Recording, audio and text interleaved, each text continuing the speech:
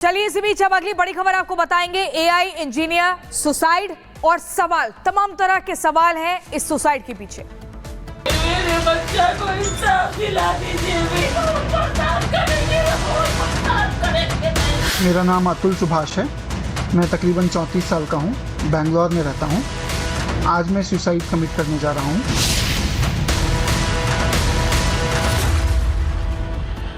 बेंगलुरु के रहने वाले एआई इंजीनियर जिनकी उम्र 34 वर्ष थी, नाम अतुल सुभाष, और ऐसे में उन्होंने फांसी के फंदे को गले लगा लिया।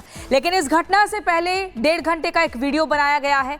24 पन्नों का सुसाइड नोट लिखा गया है और मुख्य तौर पर वजह बताया है अपनी पत्नी और अपने ससुराल के लोगों को, जिनकी वजह से ये कदम उठाया है अतुल सुभाष ने। और साफ तौर पर इंसाफ की मांग पूरा परिवार कर रहा है। ये भी कहा जा रहा है कि इस व्यक्ति को 9 से 10 झूठे केसों में फंसाया गया था। 4 साल के बच्चे के नाम पर 40,000 रुपए पैसा हर महीने लिया जाता था पत्नी द्वारा, और ऐसे में बड़ा जबरदस्त तरीके का मेंटल प्रेशर, जिसके बाद अतुल सुभाष ने मौत को गले लगा लिया और अब परिवार इंसाफ की मांग कर रहा है। आखिर क्या कुछ है पूरा मामला, इस रिपोर्ट में देखिए।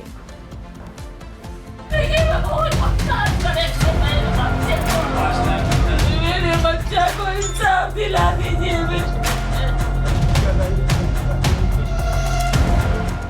अतुल सुभाष अब इस दुनिया में नहीं है। कोर्ट में चल रही तलाक की लड़ाई जिंदगी और मौत की लड़ाई बन जाएगी, इसका अंदाजा तो शायद अतुल को भी नहीं था। लेकिन 2 साल से चल रहा केस, 100 से ज्यादा तारीखों और लाखों खर्च करने के बाद अतुल को अपनी जीवन लीला खत्म करना ज्यादा सही लगा। मेरा नाम अतुल सुभाष है। मैं तकरीबन 34 साल का हूँ। बेंगलोर में रहता हूँ।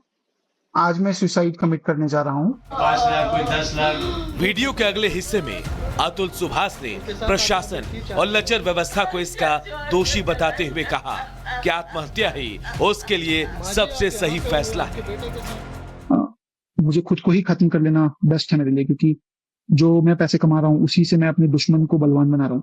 वही पैसे मुझे ही बर्बाद करने के लिए यूज हो रहे हैं, और ये साइकिल बढ़ता ही रहेगा, है ना। मेरे ही टैक्सेस के पैसे से ये कोर्ट, ये पुलिस सिस्टम मुझे और मेरी फैमिली को और बाकी लोगों को भी हैरास करेगा जो अच्छे लोग हैं।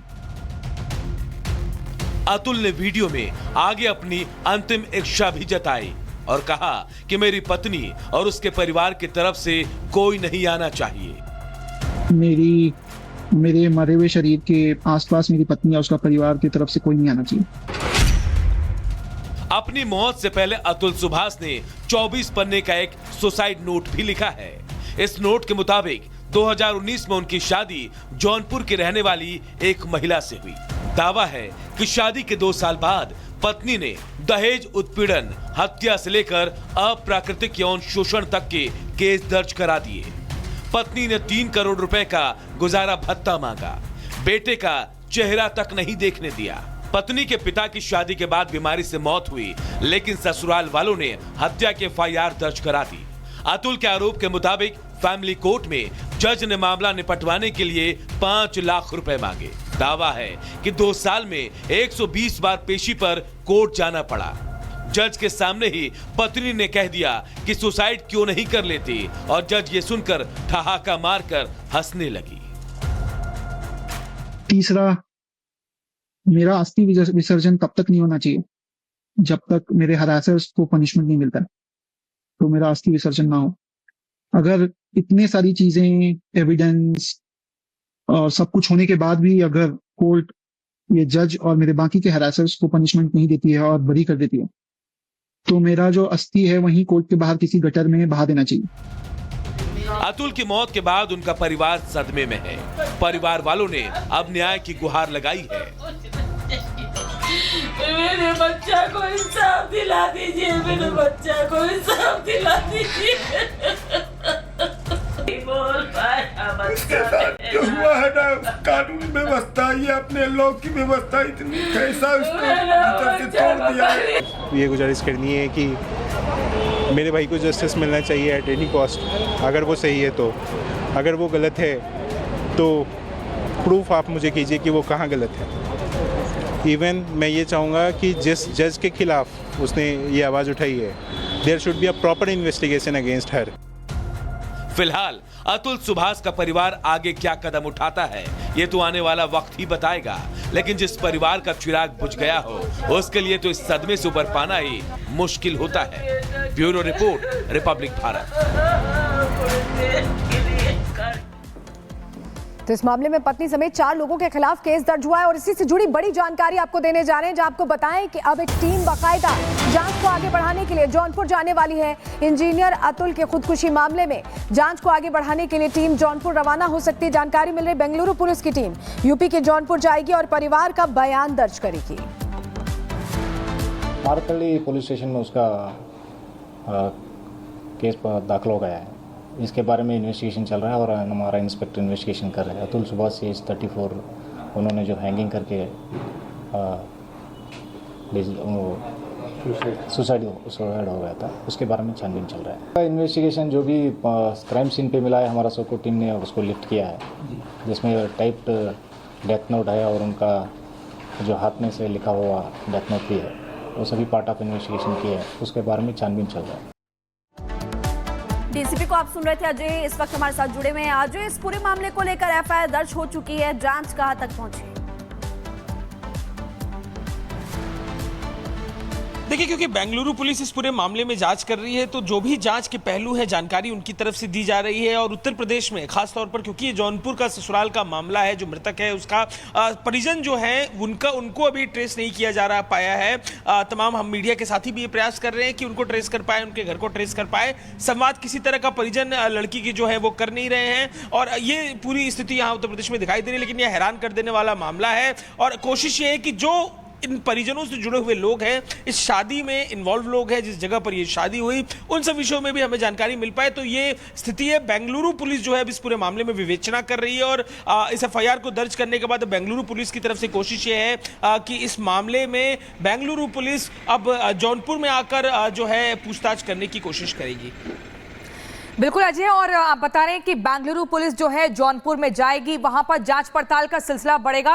लेकिन ऐसे में इसी मामले पर वकील का क्या कुछ कहना है, क्या कुछ दलीलें दी जा रही हैं, वो अपने दर्शकों को सुनवा देते हैं। अच्छा, मुकदमा चल रहा था, उसमें मतलब काफी लोगों को उन्होंने चेंज भी किया था, जैसे देवताओं को कई मुकदमे चल रहे थे। हाँ। तो जो मेंटेनेंस का मुकदमा था उसमें हम लोग पैरवी कर रहे थे। बाकी जो दहेज उत्पीड़न का था, घरेलू हिंसा का मुकदमा था, उसके और दूसरे वकील हैं। में जी सुभाष नामक एक छात्र है, तो उन्होंने आत्महत्या कर लिया जी। 1.5 घंटे का वेटिंग जारी किया। उसमें उनकी पत्नी यहीं की रहने वाली थी जी, और आपके कोर्ट में मुकदमा में चल रहा था जी।